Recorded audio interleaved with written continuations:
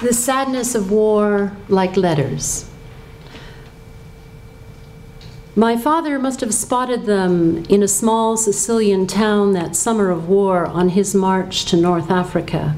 Desert wind on his mind, sand in the crease of his eyes. Such a knock in his blood, noticing the wooden horses from across the road in a bombed-out storefront, sagging in heat. How carefully he wrapped them in Italian newspapers.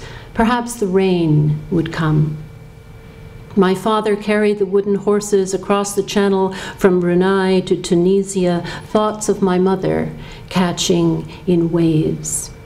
Carved horses stare into the world with a sadness of war like letters from the dead, wizened and torn, the darkened eyes turned away from the sun.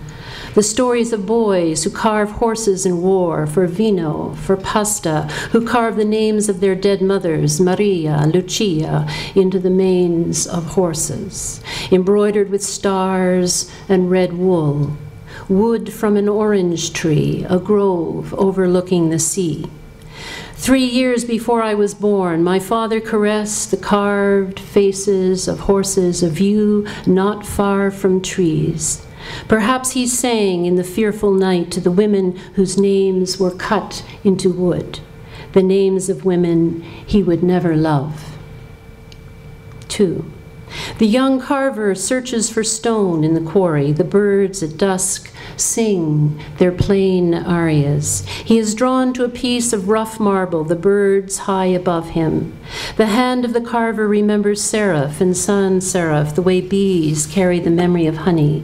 Dreaming Garamond, Bodoni, the script of an alphabet alive in stone.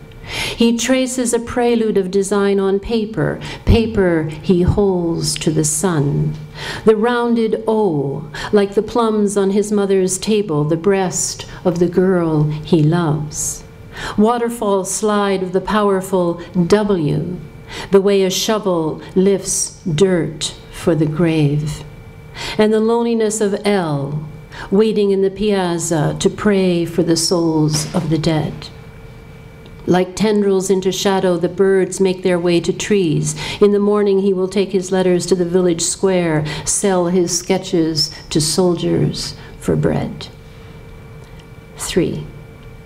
After my mother died, I found my father's letters from Sicily and Rome wrapped in black lace in a shoebox.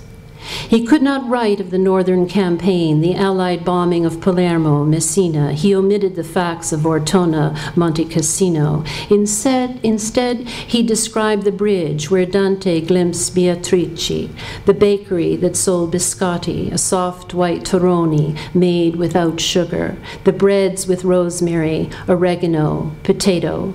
He wrote of doorways to the churches, their stained windows of light, the way he paused one afternoon to speak to a shop girl fumbling for the exact coins he might need to purchase black lace.